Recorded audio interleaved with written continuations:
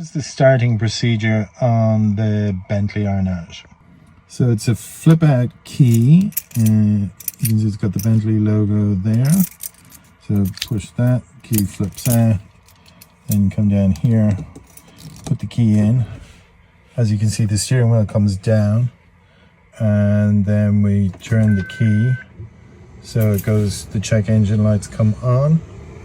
Then you have to put your foot on the brake pedal, hold it there, and then come down here. You've got the engine start button, so we just push that. Here it's starting up, all the dials going up, and the engine lights cleared. Now, two interesting things are, one, press the engine start thing, nothing happens. The only way to turn off the engine is with the key. The other interesting thing is you can't start, like, that's as far as the key will go. So you can't start the engine on the key. You have to start it here, hold in your foot, the brake pedal, then here, press.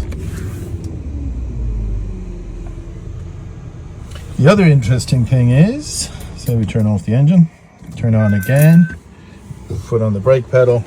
You don't actually have to hold down the button. You can just press it, and it does the rest itself. And you can't turn off, that's not an engine stop button.